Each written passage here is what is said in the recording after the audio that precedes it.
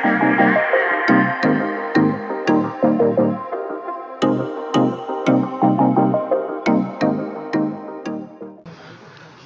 NCR में आदमी बहुत परेशान सा दिखाई देता है।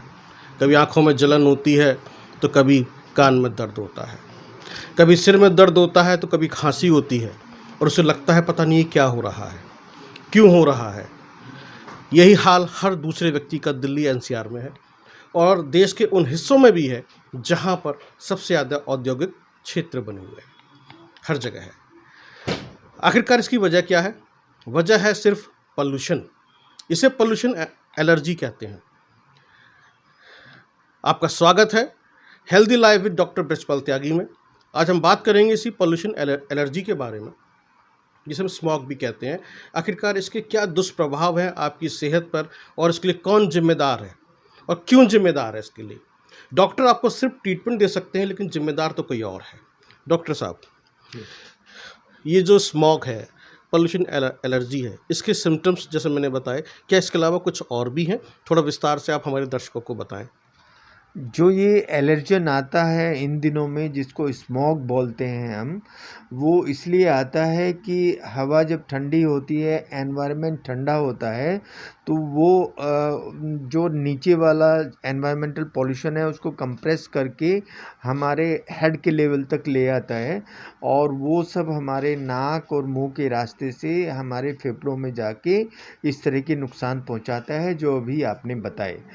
इसका जो मेन रीज़न है वो है नंबर 1 इंडस्ट्रियल वेस्ट, क्योंकि उनकी चिमनी ऊपर नहीं है, और उसके साथ साथ जो कंस्ट्रक्शन वर्क होता है शहरों में, वो अगर उसके बावजूद भी होता रहे, और उसके साथ साथ जो हम यहाँ सफाई कर्मचारी हमारे सफाई करते हैं वो उससे पहले पानी का छिड़काव नहीं करते हैं, और जो आसपास पराली जलाई जा रही हैं, और जो हमारे जितने भी मोटर व्हीकल्स हैं अगर उनकी सर्विस अच्छे से नहीं होती है तो उनमें से जो मटेरियल निकलता है वो सब ये स्मॉग बन के सामने आता है।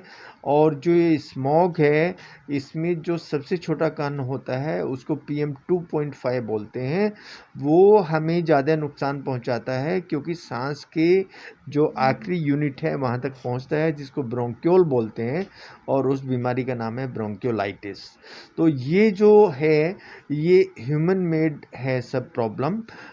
इसमें अगर जो भी हमने चीज़ें बताई जो उसके कारक हैं, अगर कारक को हटा दिया जाए तो हमारे शहर का भी इस तरह का ही एनवायरनमेंट रहे जो और का रहता है, क्योंकि यहाँ हर समय जो स्तर है पोल्यूशन का वो पूरे संसार में सबसे ज़्यादा रहता है, और उसका सिर्फ यही रीज़न है जो 4-5 अभी मैंने बताए। जी, जैसे अभी आपने बताया पूरे संसार में हमारे यहाँ सबसे ज़्यादा रहता है। भारत के साथ साथ अमेरिका का भी इसमें नाम आता है। अभी इजिप्ट में शर्म शेख में एक वार्ता चल रही है, जिस तरह का कार्यक्रम चल रहा है, वहाँ पर भी कहा गया कि जो कार्बन का उत्सर्जन करने वाले देशों में भारत का नाम दूसरे नंबर पर है। तो आखिरकार इसको आप किस तरीके से देख रहे हैं? चिंता व्यक्त किया, अमेरिका के बाद भारत का नाम आता है। कार्बन उत्सर्जन काफ़ी सारे रीजन हो सकते हैं, उन्होंने इसमें पराली का जिक्र नहीं किया है, पराली हमारे देश में ज़्यादा विषय बना हुआ है। तो क्या कोल प्लांट इसके लिए जिम्मेदार है? जैसे मैंने कहा कोल प्लांट, जहाँ कोयले का सबसे ज़्यादा इस्तेमाल होता है, चीन भी इसमें शामिल है सबसे ज़्यादा। तो कोल प्लांट को लेकर सरकारें कितनी गंभीर हैं और कितनी हो जानी चाहिए डॉक्टर साहब?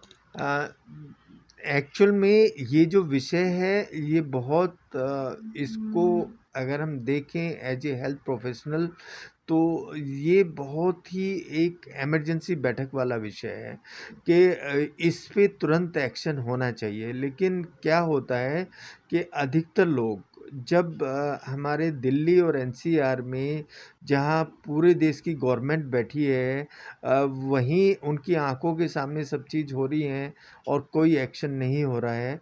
जो कोल प्लांट अभी आपने बताया है वो इसलिए कि उससे जितनी भी एनर्जी बनाई जाती है, इलेक्ट्रिसिटी बनाई जाती है, उसका भी एनटीपीसी जो क्षेत्र है वो हमारे पास ही है, एक दिल्ली में भी है, एक दादरी में भी है।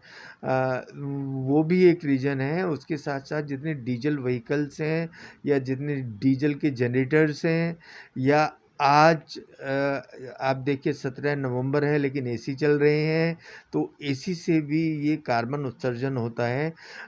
ये सब चीज़ें तभी बंद होंगी जब एनवायरनमेंट थोड़ा-सा क्लीन रहेगा और ठंडा रहेगा, तो फिर लोग एसी नहीं चलाएँगे।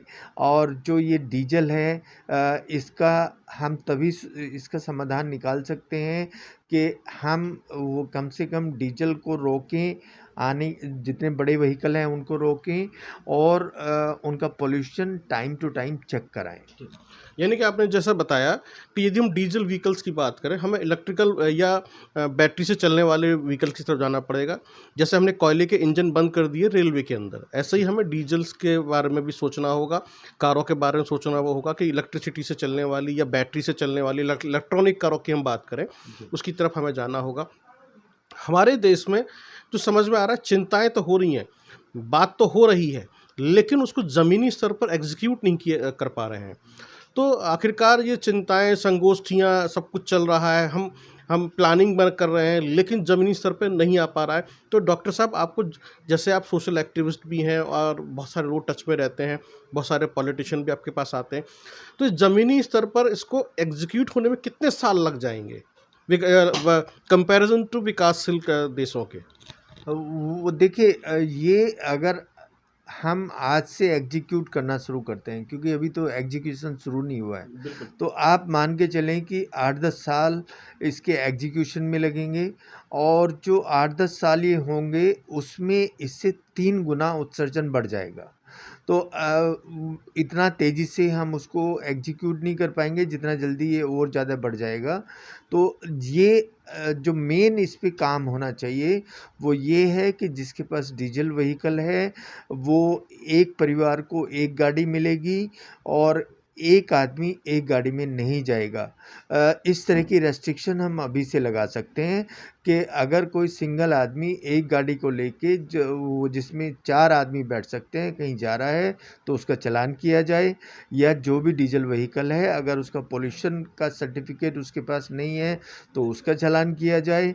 और जो भी ये जितने भी जनरेटर्स चल रहे हैं डीजल के, एक्सेप्ट जो इमरजेंसी सर्विसेज हैं जैसे हॉस्पिटल्स वगैरह हैं जो इस तरह के हैं, उनमें अगर चल रहे हैं तो उनको तुरंत रोक के उनको किसी गैस में या और किसी फ्यूल्स में कन्वर्ट किया जाए तो इम्प्रूवमेंट होगा।